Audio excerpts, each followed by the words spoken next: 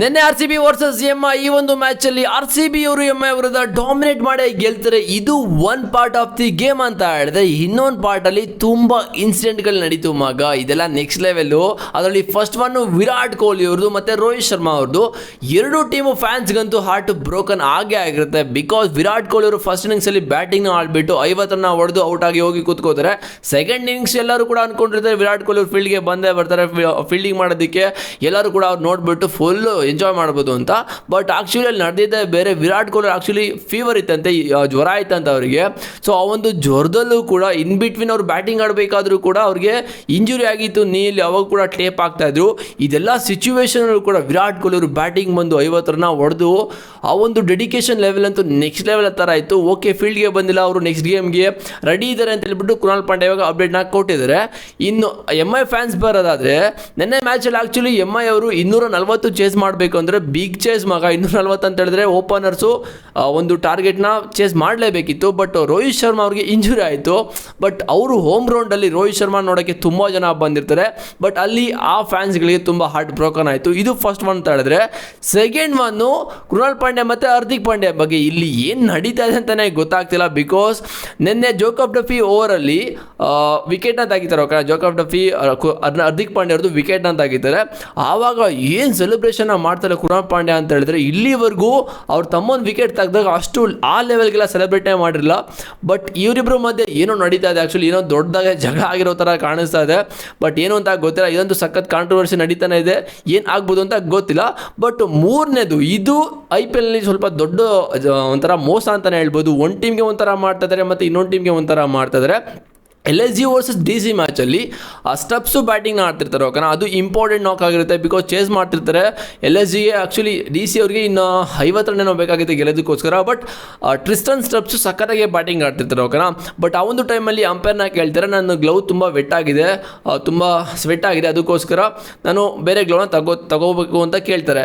But ಆ ಒಂದು ಟೈಮಲ್ಲಿ ಅಂಪೈರ್ ಒಪ್ಕೊಳ್ಳೋದೇ ಇಲ್ಲ. ನನ್ನ ಮಗ ಅದೇನಕ್ಕೆ ಅಂತ ಗೊತ್ತಿಲ್ಲ. ಬಟ್ ನಿನ್ನೆ ಮ್ಯಾಚಲ್ಲಿ MI ಮತ್ತು RCB ಮ್ಯಾಚಲ್ಲಿ ಹಾರ್ದಿಕ್ ಪಾಂಡ್ಯ ಅವರು 2 ಸಲ ಒಂದೇ ಓವರಲ್ಲಿ ಗ್ಲೌನ ಚೇಂಜ್ ಮಾಡ್ತಾರೆ, ಎಕ್ಸ್ಚೇಂಜ್ ಮಾಡ್ತಾರೆ. ಬಟ್ ಇದು ಯಾವ ಲೆವೆಲ್ಗೆ ಪಾಸಿಬಲ್ ಅಂತ ಇನ್ನೂ ಎಲ್ಲ ಕಡೆ ಕೂಡ ಕಾಂಟ್ರವರ್ಸಿ ನಡೀತಾ ಇದೆ. ಯಾಕಂತ ಹೇಳಿದ್ರೆ, ಒಂದು ಟೀಮ್ಗೆ ಒಂದು ಲೆಕ್ಕ, ಇನ್ನೊಂದು ಟೀಮ್ಗೆ ಒಂದು ಲೆಕ್ಕನಾ. ಇದು ಅಂಬಾನಿ ಟೀಮ್ ಅಂತನಾ ಇಲ್ಲ ಏನು ಅಂತ ಗೊತ್ತಿಲ್ಲ. 5 ಸಲ ಕಪ್ ಗೆದ್ದವರು ಅಂತನಾ ಅಂದ್ರೆ ಗೊತ್ತಿಲ್ಲ. ಬಟ್ ನಿಜವಾಗ್ಲೂ ಇದು ಮೋಸ ಮಾಡ್ತಾರೆ ಅಂತ ಅನ್ನಿಸ್ತಾ ಇದೆ. ಯಾಕಂತ ಹೇಳಿದ್ರೆ, ಸೊ ನಿನ್ನೆ ಈ ಥರ ಚೇಂಜಸ್ ಮಾಡಿದ್ರು. ಬಟ್ ಅವತ್ತು ಸ್ಟಬ್ಸ್ಗೇನಾದರೂ ಗ್ಲೌನ ಕೊಟ್ಟಿದ್ರೆ ಆ್ಯಕ್ಚುಲಿ ಅವತ್ತಿನ ಮ್ಯಾಚ್ನ ಗೆಲ್ಬೋದಾಗಿತ್ತೇನೋ. ಸೊ ಅವರು ಗ್ಲೌ ಕೊಟ್ಟಿಲ್ಲ ಅಂತ ಹೇಳ್ಬಿಟ್ಟು ಔಟ್ ಆಗಿದ್ದು. ಪಾಪ ಒಂದು ಸಖತ್ ಬೇಜಾರಾಯಿತು ಅವತ್ತಿನ ಮ್ಯಾಚಲ್ಲಿ.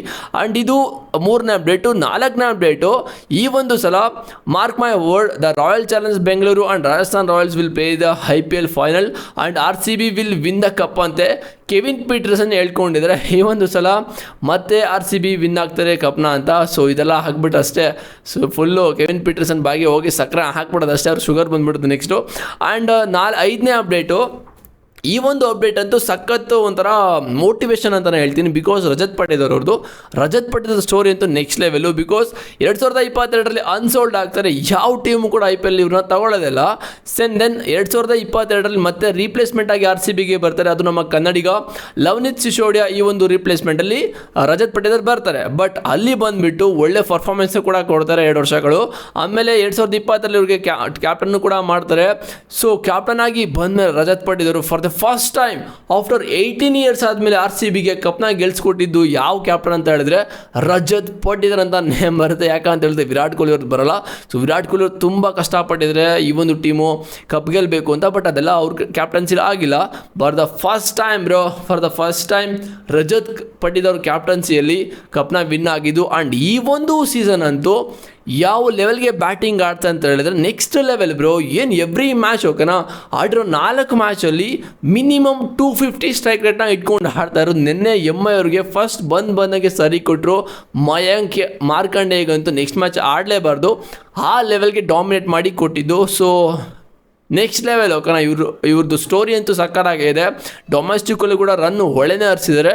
ಸೊ ಇದು 5 ಅಪ್ಡೇಟ್ಗಳಾಗಿತ್ತು. ಈ ಒಂದು 5 ಅಪ್ಡೇಟ್ಗಳನ್ನ ಕೇಳಿ ನಿಮಗೆ ಅನ್ನಿಸ್ತು ಅಂತ ಕಾಮೆಂಟ್ ಮಾಡಿ. ಬಟ್ IPL ಆ್ಯಕ್ಚುಲಿ ಎಲ್ಲ ಟೀಮ್ಗಳು ಒಂದೇ ಥರ ಇರಬೇಕು ರೂಲ್ಸ್ ಓಕೆನಾ.